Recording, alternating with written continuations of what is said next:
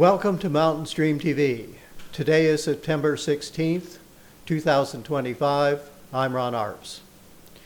Today we're conducting another interview in our series that we're calling the Community Preservation Forum. We're talking to leaders of nonprofit organizations and government agencies in our community to find out what kind of services they're offering to assist people in the community in the areas of health, nutrition, education, and housing. Now, today we have with us Enrique Gomez, professor of astrophysics at Western Carolina University and vice chair of the faculty. He wears a lot of other hats, and we'll probably get into some of those as we go along. Welcome to Mountain Stream TV. Thank you, Ron. It's a pleasure to be back at Mountain Street TV. I just found out that Enrique was one of the developers of Mountain Stream TV, so we've kind of come full circle now. He started this, and now he's back being interviewed to make one of our videos. Let's see, why don't we start by having you tell us some things about yourself, and then we'll get off into the other topics of the day. Well, thank you so much, Ron. If I speak with an accent, and sometimes I misspeak, it's because English is my second language. I was born in Mexico. I am a U.S. citizen, have always been a U.S. citizen. And before moving to North Carolina, when we first came to the United States, my family, we moved to California, spent some time in Texas, got my PhD from the University of Alabama before coming to North Carolina.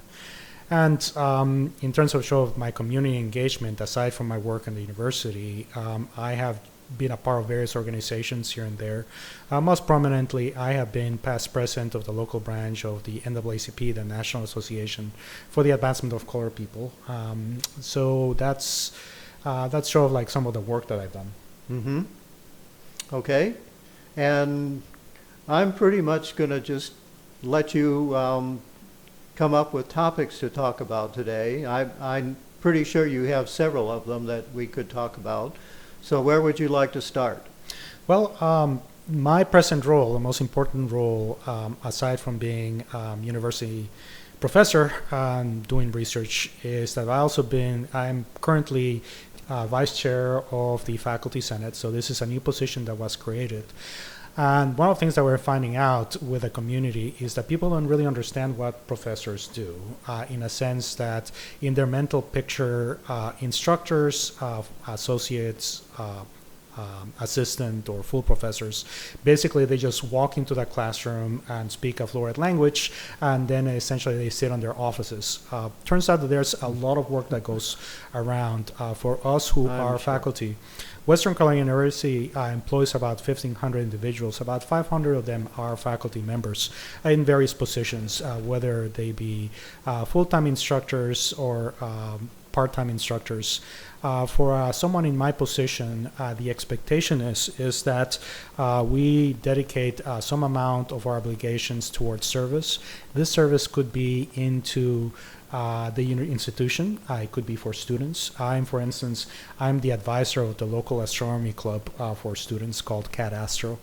I've also do service in the faculty senate and serve in various committees which are absolutely essential for running the institution, as well as to do research too, right? Mm-hmm. So my schedule is actually pretty full, and it's one of those things in which I do have to put together an annual report of activities, and many of the things I do report to is community engagement and also service outside of the institution. So some of the things I do outside of the institution is that I review manuscripts for publications in peer-reviewed journals having to do with research in astronomy. And also, for instance, I do community service too as well. So in my positions in the community, I do report that, and that's also part of the picture. So the schedule is actually pretty full, and it's one of those things also that is self-directed. I am also accountable, and one of the misperceptions that people have about faculty who are tenured, I am tenured, is that nobody can really touch you. Nobody can really touch you once you do that. Well, it turns out that that's not actually true. I could lose my job. And how could I lose my job? Well, the quickest way in which it could happen is that if the program that I teach is eliminated. So for instance, if we didn't teach physics or chemistry or astronomy at all at Western Carolina University, then even if I'm tenured, I lose my job, right? And there are a couple of things that could happen. I mean, I could have sort of like a really egregious misuse of funds, of abuse, or things like that. And it's one of those things in which I cannot be fired at will, for instance, by a dean or someone in administration. It really has to be the entire faculty that has to come forth and take a vote and say, well, this person is really not meeting the mission of the university and actually is actually causing harm. So it's not like I am untouchable. The thing that people also don't understand is that we have this unusual relationship with our employer, which is really ultimately the state of North Carolina. And it kind of goes as follows. There was this deal that essentially was brokered out a long time ago in our profession of higher education, over a century ago, and the deal looks like this. Institutions of higher education, even well-known Ivy League endowed institutions, knew that they couldn't possibly compete against industry for the technical knowledge that someone who has a terminal degree, such as a PhD, or in certain disciplines a master's degree, they really couldn't compete. So in order for them to offer something, a job that would be attractive to, you have to do the following. They offer tenure, which is essentially a way by which you have demonstrated a certain level of competency as well as dedication to the profession, to the students, to the institution, and hence, you really cannot be fired by an immediate supervisor, even though there are other ways in which you could lose your job, right? And it's important to note for the following reason, and that is that we are seeing the tenure system in higher education under attack, right? So periodically you see in Florida bills that float around saying that the elimination of the tenure system in Florida public schools.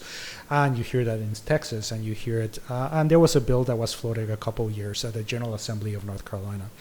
So there, something like that would have some consequences, and that is that you would see a rapid depopulation of a lot of positions in the university. And part of the reason why that is because if we were subject to regime where we would be micromanaged and that we could be fired at will, then there will be a very rapid cycling of positions outside of people outside of academia. And all people, quite frankly, would choose to leave, right?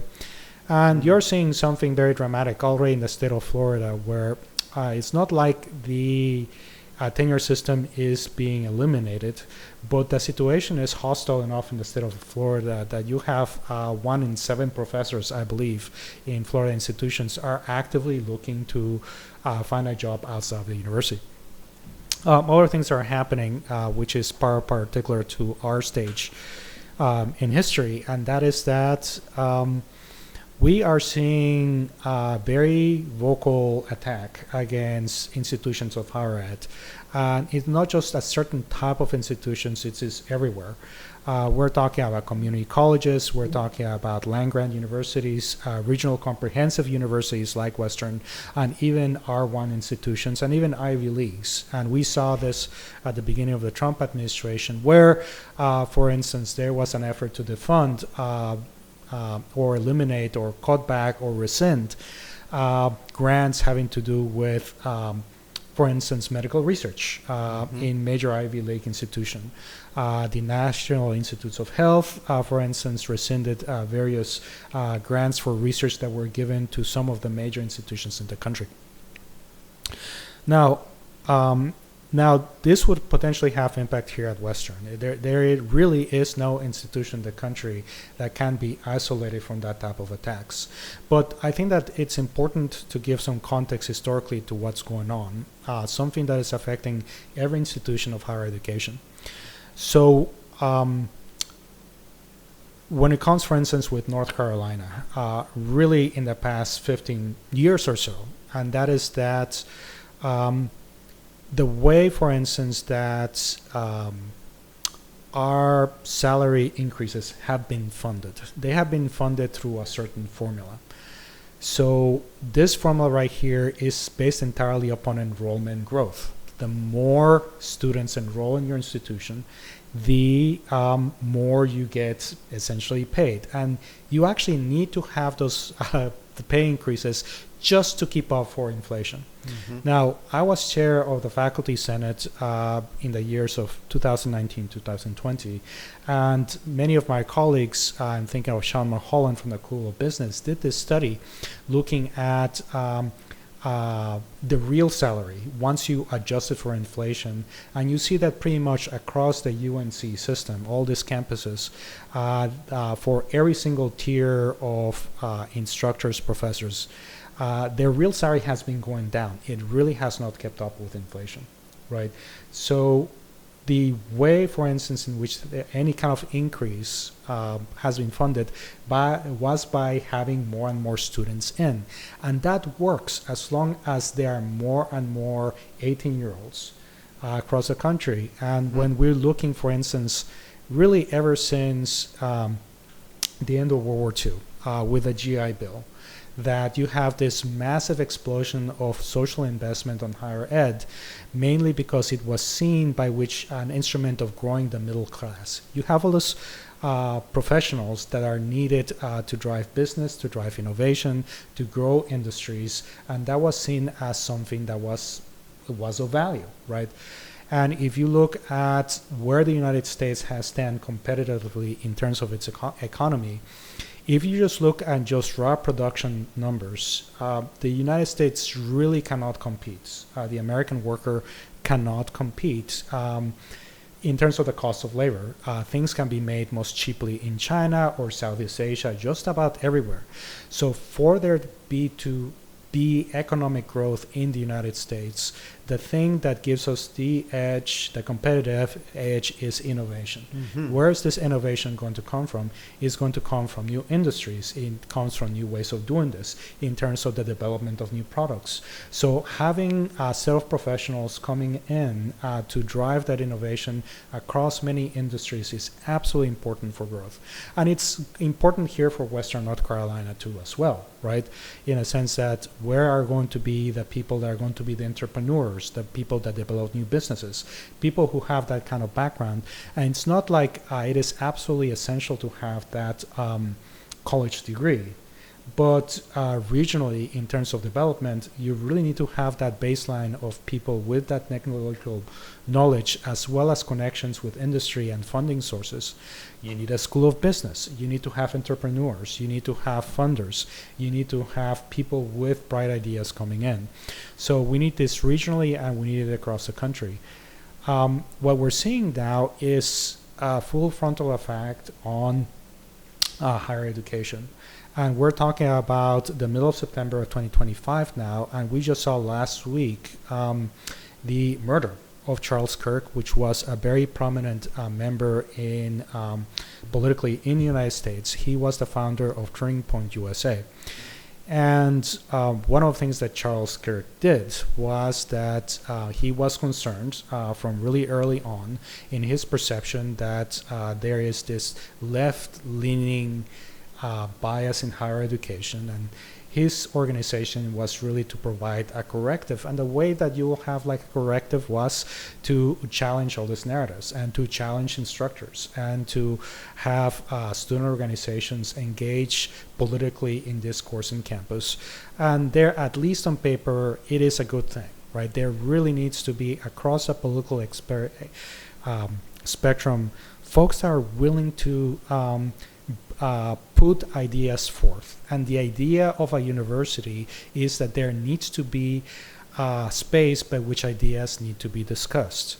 And that's where the concept of academic freedom comes into place, in a sense that there really cannot be anything that is beyond the scope of academic engagement. But here's the thing, which a lot of people miss about what we mean by academic freedom, whether it be academic freedom of instructors or students or anybody who is in that space. And that is that it is not good enough just to be able to express ideas. I'm going to paraphrase a very famous conservative commentator, George Will, and in an essay that he wrote back in the 1990s about the role of academic freedom, and or just freedom in general, and that is that if ideas and the expression of ideas is so important that it needs to be protected, those ideas are so important not to be challenged, in a sense that an academic space is a place not just only where ideas can be presented, but also they ought to be challenged. And every single member of academic community, whether it be students, whether it be faculty, whether people who just live in those spaces, right, have equal moral standing to challenge those ideas and to engage in this discourse. And that's one of the things that is absolutely essential for us with the idea of the university, that there ought to be places where it need to be discussed.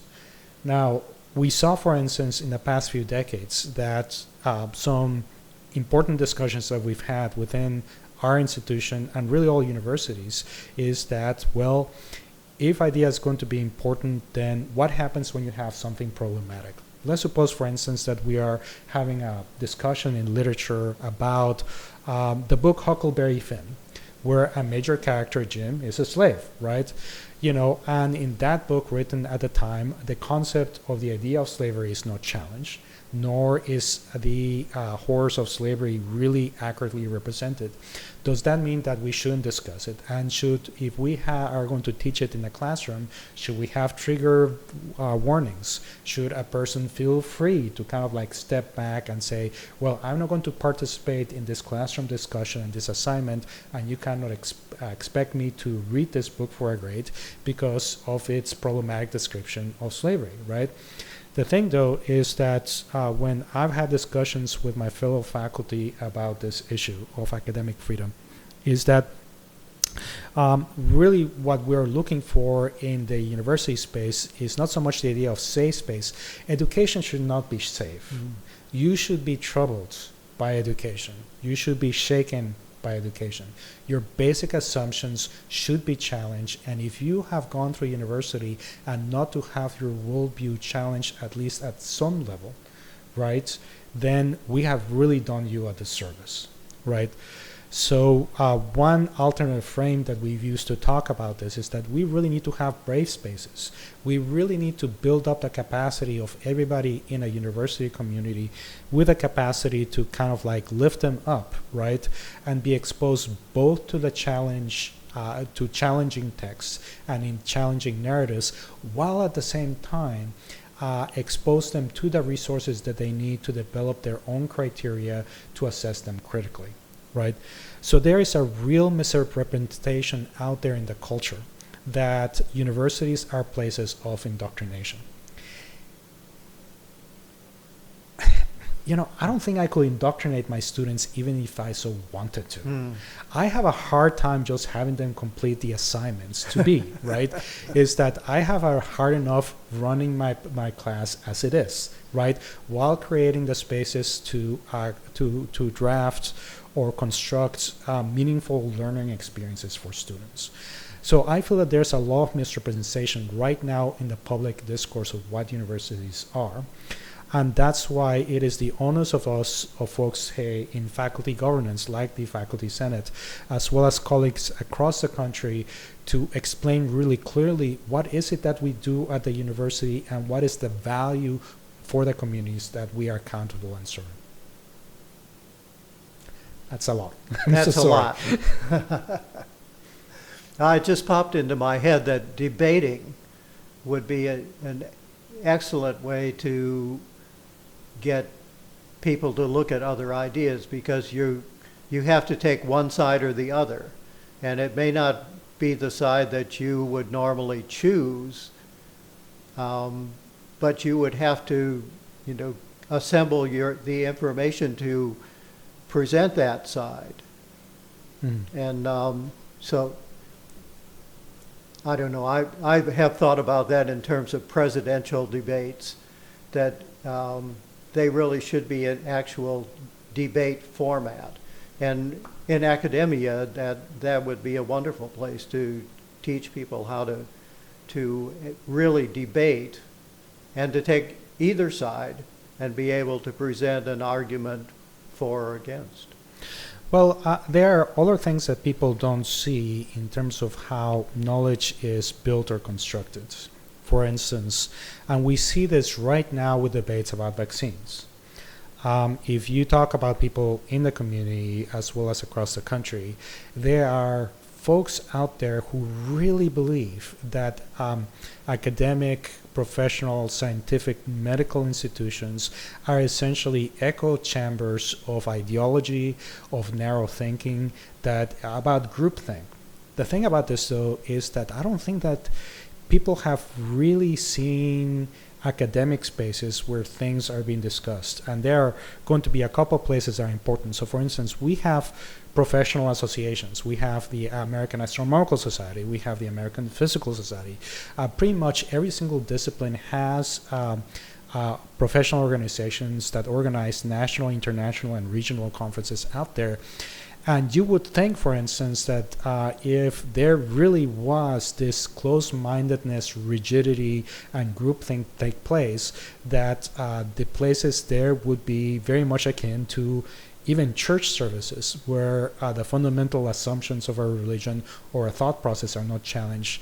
The thing about this is that I've been to academic conferences where things are ugly, where someone presents idea out there into a general forum, and I've seen people be apoplectic. I see people even behave irresponsibly and call each other's names.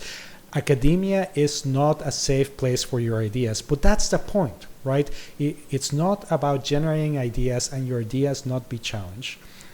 Your ideas need to be challenged, right? And if anything, if you generate an idea and you test it out and it comes out wrong, that's a win. That is an advancement, right? That is something that's good. You are not supposed to be emotionally attached to any of your ideas. You're supposed to construct your ideas in such a way so that they can be challenged, so there's a pathway by which you can show they can be disproven. And that is for every single academic discipline, right? And the other aspect of this is going to be publications. Now, there's something very interesting that's happening in the culture, and it has to do, for instance, with vaccines.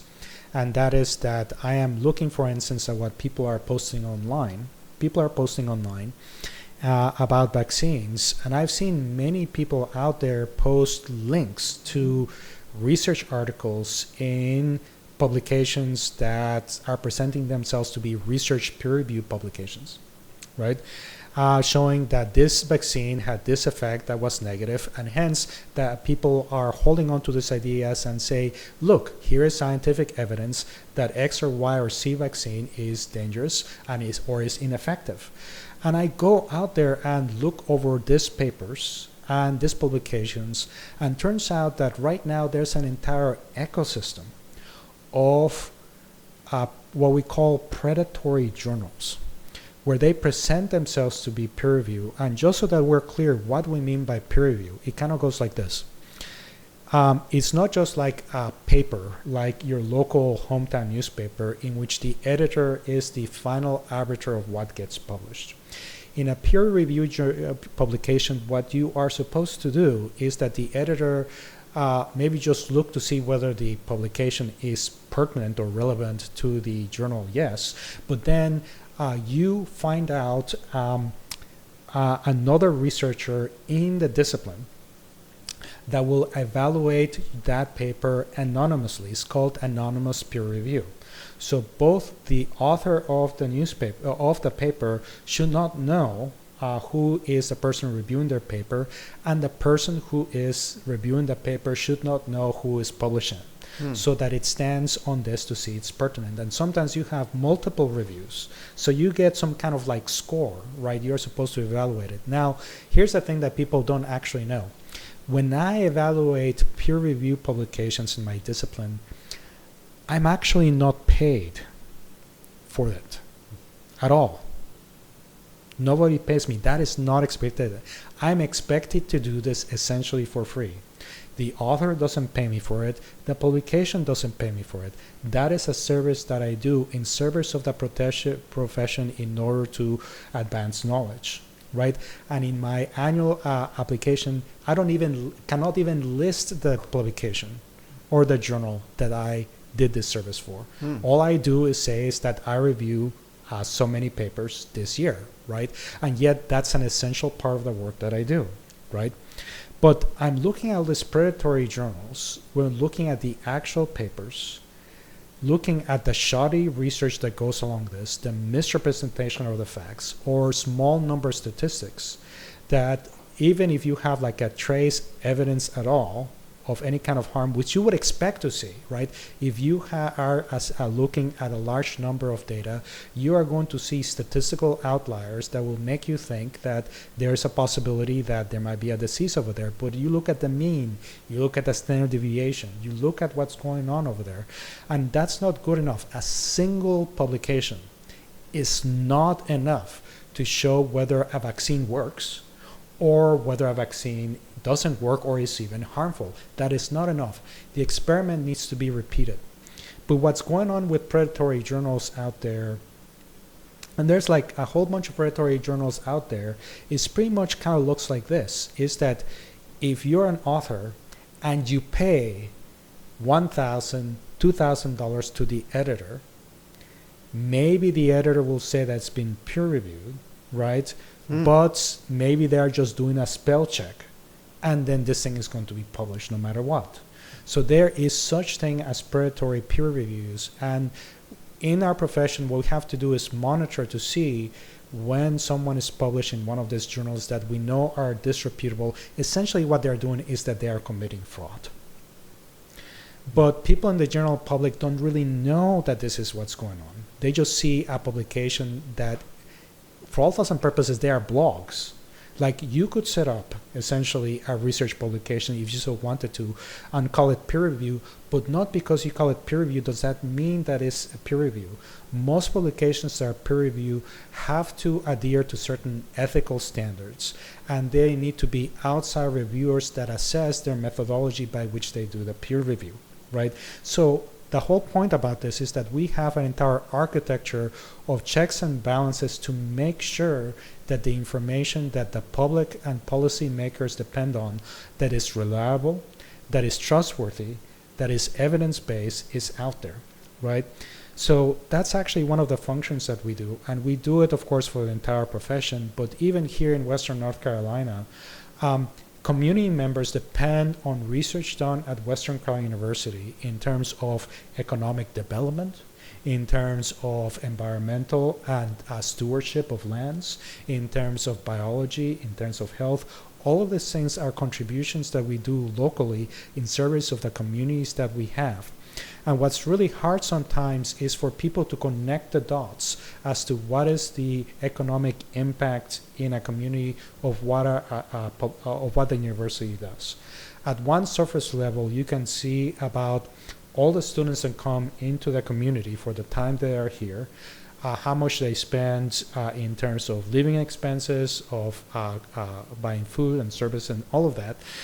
And in the 10 surrounding counties around the community, you could say that the economic impact could be upwards of $100 million a year or something like that. You could say that, but what people don't really see is the long-term economic impacts of having researchers doing that support of nonprofits, of startup businesses, of policy development for the area, right? Those are things that are meaningful, and that is one of the services that we do. So what's really alarming to see is people that come up with really facile descriptions and say, well, a university is just a place of indoctrination and they're doing harm, without really accounting for all the positive social economic impact that an institution like Western has locally. That's a lot to think about.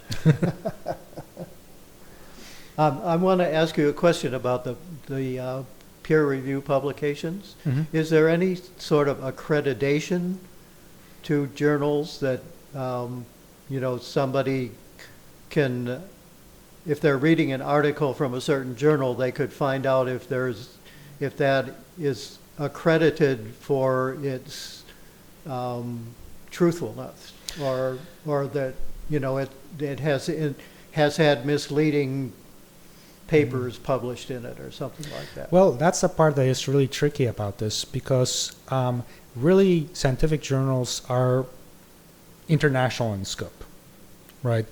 I mean, yes, a particular publication might be based in Britain, you know, and I could publish there. I have published journal articles in European journals.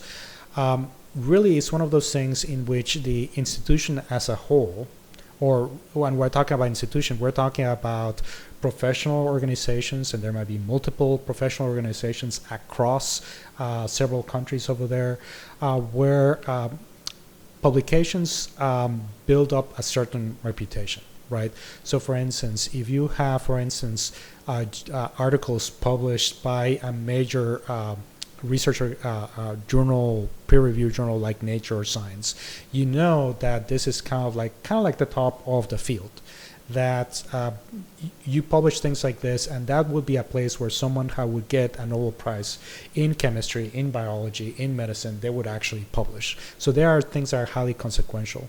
So journals develop a reputation with time within a professional organization. Mm-hmm. What we're seeing, though, is that we have some journals that just start out from the beginning. Now, this is also one of the things that happens. So we've seen a trend in the past 20 years of what is called, how is these things funded? How are these things funded?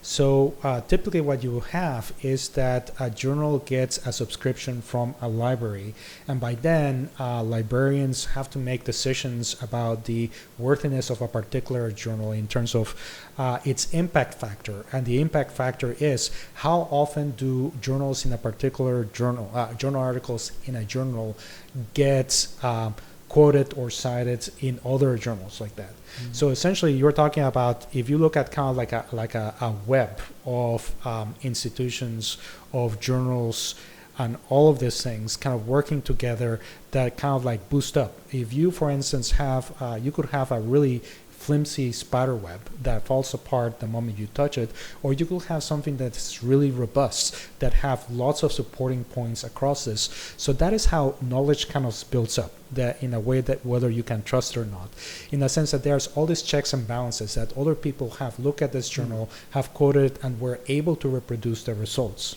right? What happens is that you have major libraries at institutions that subscribe to those journals, and that is how you have access to articles institution. But then there's other type of journals out there that's called open source, and the open source kind of goes like this. The articles are free. Everybody can have access to it.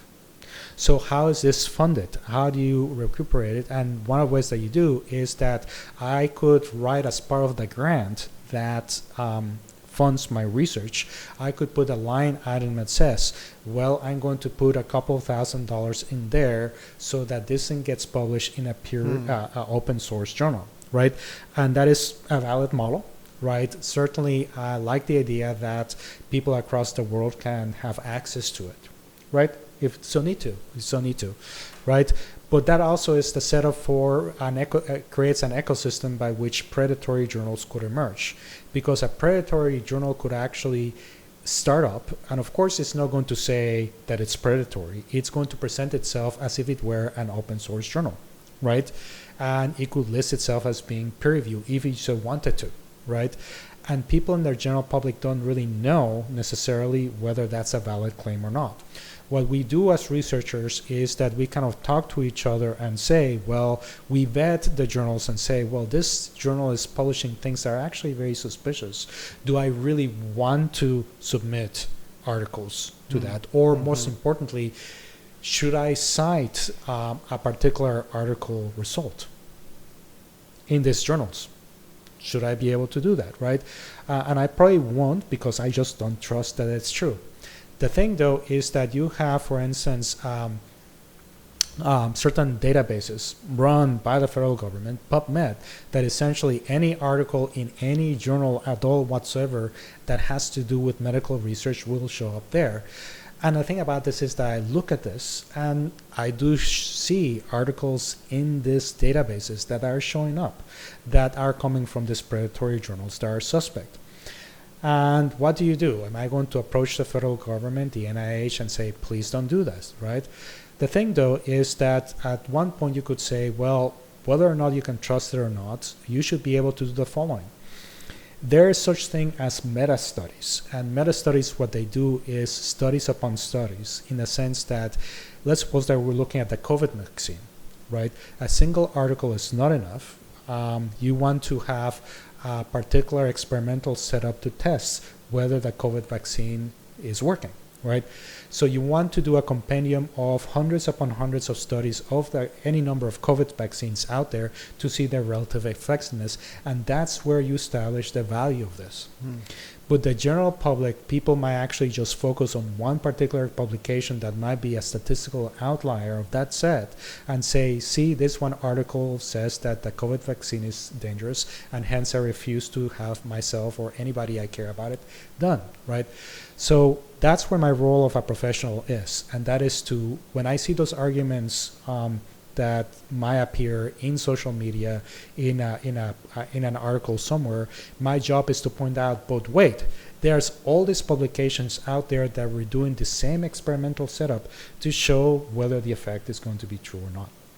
So yeah, so in a sense, is that, going back to your question, no, there probably shouldn't be a government agency whose job it is to vet a particular journal for this. If you ask me, I think that is potentially a dangerous thing that you want to do. Really what you need to do is that in the marketplace of ideas, you need to have a robust enough infrastructure of journals and vetting processes by which we can help establish whether a particular scientific conclusion or medical conclusion is valid or not, or can be trusted. Mm-hmm. The thing that comes to mind for me, though, is that it seems like these days, once an idea gets out there, it sticks. Yeah. And if it's true or false, it doesn't really matter. It's there. And people see it and pass it on, and then there's no way to get rid of it if it is a proven false idea. Well, this is where we are in this historical moment, which makes it particularly dangerous.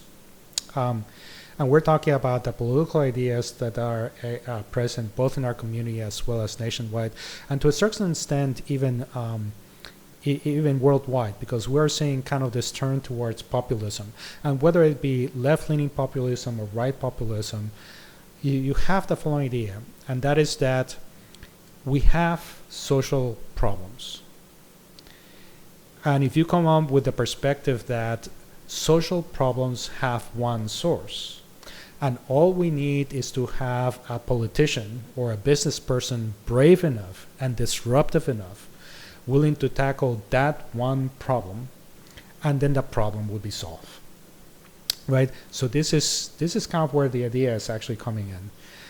And for instance, that's where conspiratorial thinking can come into place, because if your belief here is predicated on the idea that there's this massive conspiracy out there, right?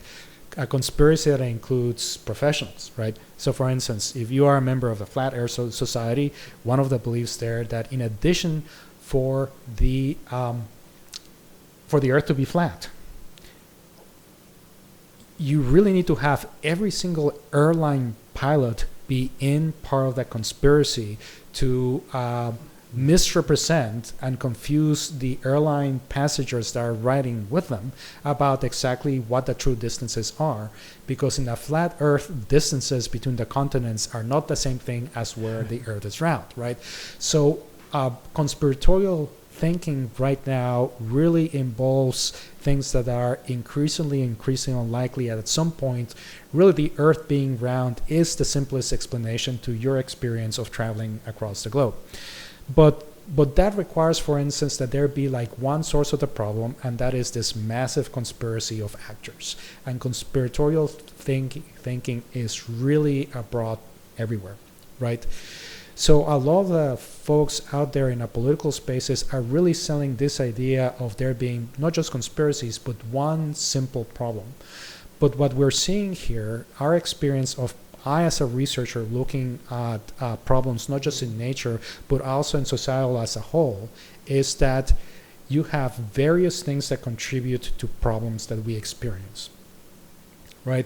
So you're not just going to blame, for instance, someone's diabetes on just drinking one thing, maybe sodas, right? Because then it becomes difficult to explain why certain people drink sugary sodas their entire lives and don't get diabetes.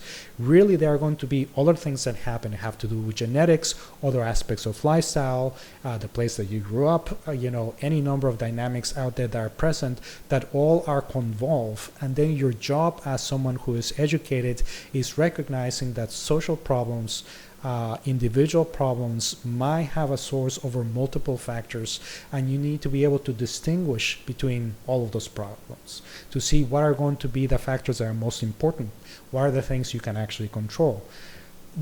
The need of having people who are technically trained in the discipline is really on someone who has that level of expertise. And like what I tell my students is that often enough, when they go out and become professionals, when they are trained in their discipline, more often than not, what their employers, what the general public, what the people around them turn to them for questions, more often than not, is actually knowing when something is going to be completely irrelevant, right? Because if you don't have a level of education and you're confronting problems, you don't necessarily can distinguish when something is going to be relevant and when it's not, right? When is the weather a factor in, for instance, whether you in fact are going to get COVID or not, right? How do you explain, for instance, that COVID season seems to have a very distinct season during the summer and the winter, whereas in the flu season, it's pretty much kind of like a wintertime type of disease. How do you explain this? What are the factors, social factors, environmental factors, or even the evolution of the disease? And here's another thing, is that we often in the public may actually have a very static understanding of a particular issue, when in fact social problems and health problems, economic problems evolve secularly, which means that the social economic problems that we're facing right now have a different origin and have a different dynamic to where they were 10, 20, 40 years ago, right? So that's really one of the things that we're confronting on. So how do we engage that discussion? And the thing about this, though, is that it's not necessary, for instance, I think, to have a college degree in order to discern through this, right? It is possible, I believe, to be an independent thinker out there in the community, and I've seen those independent thinkers out there. I engage citizen scientists. I do astronomers. I engage with people in the general public in research. I've seen some amateur astronomers do remarkable, disciplined observations that are of scientific significance. Mm-hmm. And I am co-author with people that don't have college degrees in astronomy and physics in the research. So it's not like people in the public cannot be trusted with participating in the generation of knowledge, but it needs to emerge out of a constructed dialogue or constant engagement with these ideas.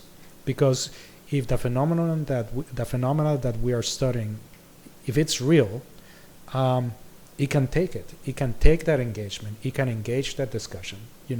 People should go out and experiment and observe the same things I observed in the laboratory. We all need to be more observant, that's for sure. And think about what we're doing.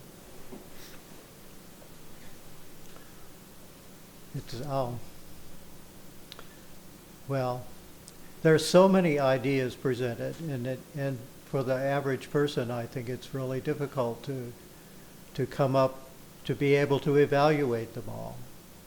And obviously that's something that people can learn in college, and should be, as you pointed out earlier, that people go to college to learn to think and evaluate. It is a social investment. Okay, all of us who pay taxes, we contribute to this field of knowledge in all of these degrees, right? We through our taxes, we support K through 12 education. Through our taxes, we do support the public university system. And the thing about this is, in the state of North Carolina, is in our state constitution, that there should be a university system that is created for the benefit of the Commonwealth, our state, the thing that we hold in common. That is a social investment, and it's a worthwhile to do. Now, another thing that I think that the audience members need to mind is that things are changing in higher ed quite dramatically, and some of it is driven by demographics. For instance, we are seeing demographic shifts in this country in the sense that each successive generation after the millennial generation is smaller. What we started to see really beginning around 2003, and we're talking about the Gulf War at the time, definitely here in North Carolina, but across the country, is that people stop having babies, right? And that is a pattern that was sustained. And around 2008, when we're talking about the Great Recession, which is about the time where millennials were coming of age, as expected, the birth rate started to drop around 2008, 2010. But the thing about this is that never really picked up, meaning that as the economy improved, it was still true that the millennial generation chose to delay having families or not having families at all. And we're starting to see the net effect of this in the sense that we are seeing fewer and fewer 18-year-olds graduate from North Carolina. And the thing about this is that's happening everywhere. It is happening in every state. And here in North Carolina, it's not really that bad. But you hear stories, for instance, in New England of colleges and universities where they have entire dorms that are empty. Because we built our education infrastructure with the expectation that the 18-year-old population will be increasing year by year by year. Another thing that's happening is that the cost of higher education has gone out of control. And some of this is that states have made the choice to cut back on that social investment. They have not funded higher ed in proportion to increases in inflation and the cost of doing business. And that is having an effect. So right now, we're talking about across the country, we're closing one college or university once per week. Really? The first college that I taught, Birmingham Southern College, which is in Birmingham, Alabama, I taught there as an instructor for 1 year, doesn't exist anymore. It closed its doors forever back in April of 2024. The thought is that over the next decade, we're probably going to lose about 100 colleges and universities. There's serious talk about consolidating land-grant universities. It is a more serious problem in the Midwest where the demographic problem is a little bit more acute. Historically, we've been able to fend off those changes through immigration. But the dynamics that we have right now is that the United States has become more hostile to immigration. Graduate programs in research have depended historically also on international students in order to keep themselves viable. And international students are having a higher and higher time coming to the United States and getting student visas. That's happening. Now, this is all happening, and this statistic is going to be a little bit dated, but it was true about 5 years ago. And that is that at the same time, China is opening a school about the size of Western on average once per week, meaning that the investment in higher education is becoming a little bit more extensive in other countries. And I think that's a good thing.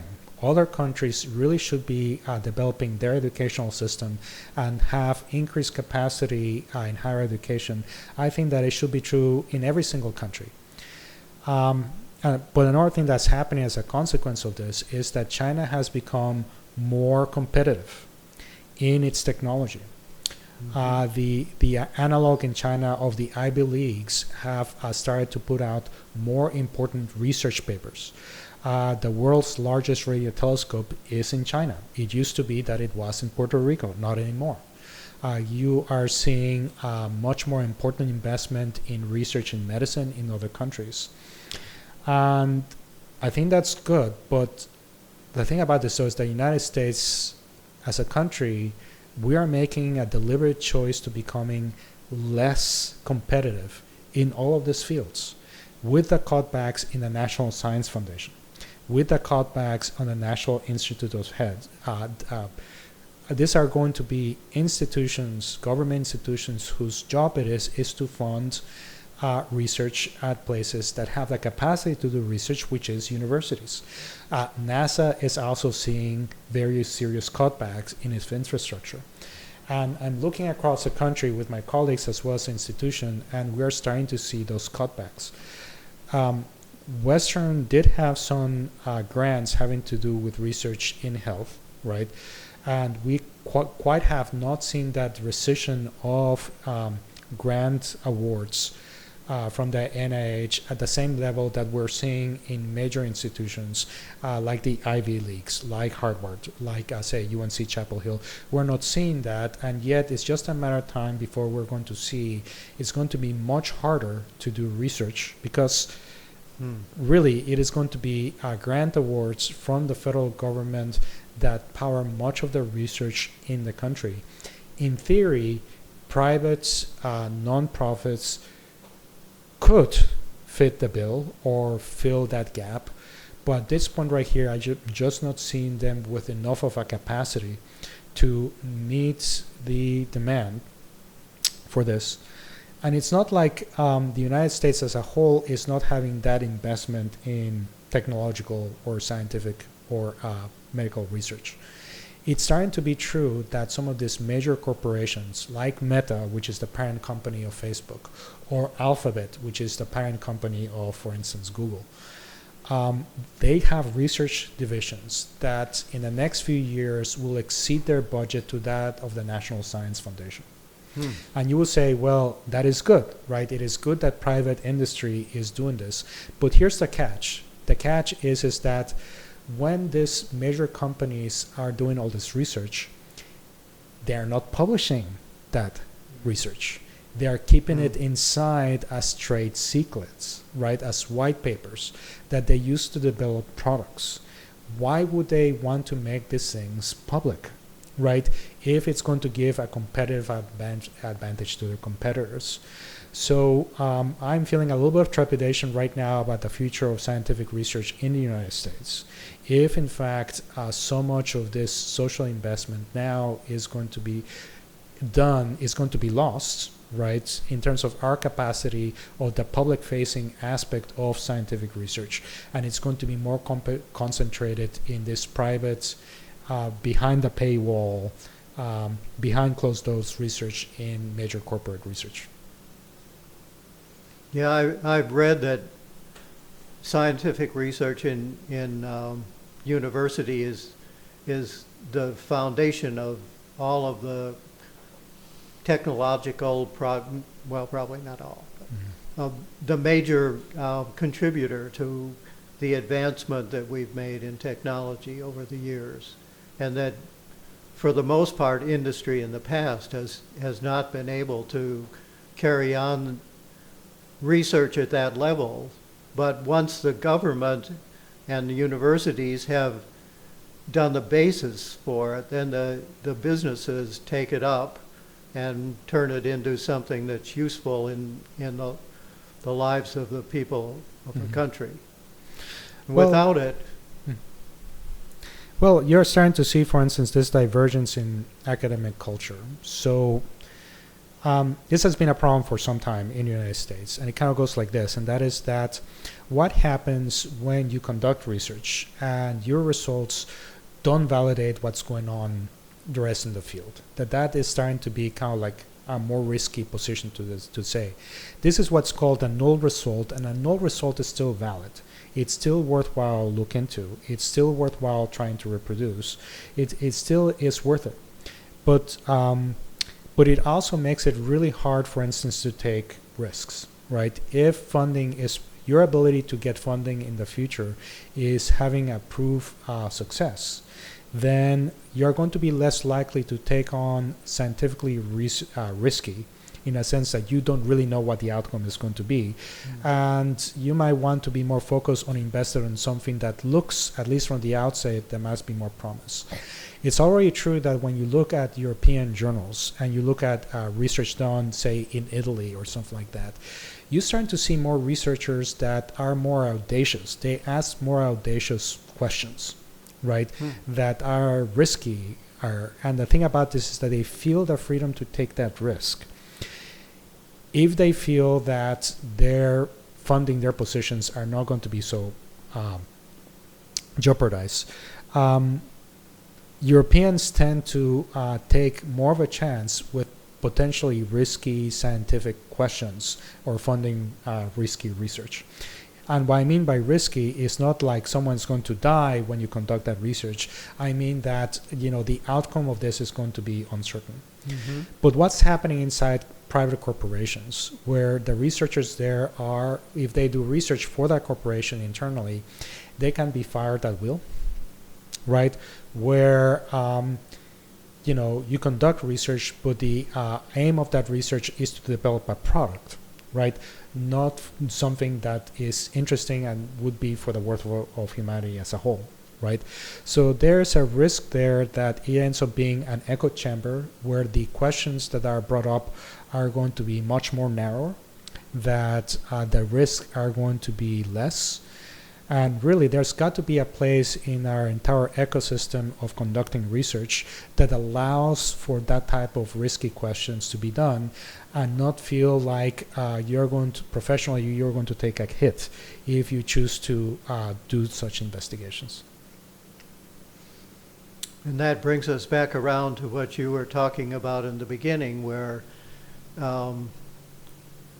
professors in academic situations need tenure to be able to take those risks. And yes, so essentially, if we ever going in the direction of eliminating, for instance, tenure, then that pretty much would be what you would start to see. So I would look towards a contraction on not just the capacity to research, but also the capacity to do teaching as well. To a certain extent, I should be able to have the ability to take risks with a new teaching method. And I should be able to assess whether that teaching method has failed. I can tell you that I do not teach physics and astronomy the way that I was taught, right? Because the educational technology has changed, because the students are different, right? And also we understand our subject a little bit better. I conduct research not just in physics and astronomy, but also on the teaching of physics and the teaching of astronomy, in a sense that you come up with new idea in the classroom and you want to assess objectively whether that has shown an improvement in the learning and the retention of concepts by students, right? And I also see what other people have done, and I try to reproduce their research to see if it has the same effect in my classroom. And I can tell you that I have completely changed the way that I have taught. In my entire career, I've been teaching for a good 18 years now. I completely taught the way that I've taught three times.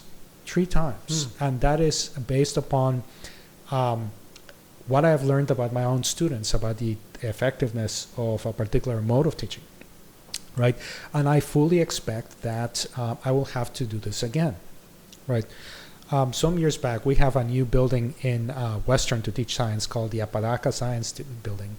And I was task. I was a co-chair of one of the committees that informed the architecture team as to how we're going to design the space for teaching and to do research, but also to engage the community as well.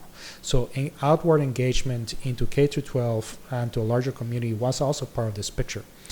And when I looked at the projects, and when time came to sit with the architects and tell them what this building needed to look like, at the end of the day, we had some ideas, but at the end, the take-home message was, please don't bolt anything down.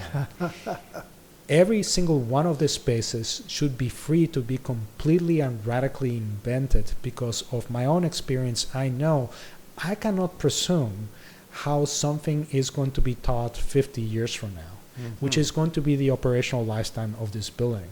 So I would be doing a disservice if I lock in specific rooms for only one type of use.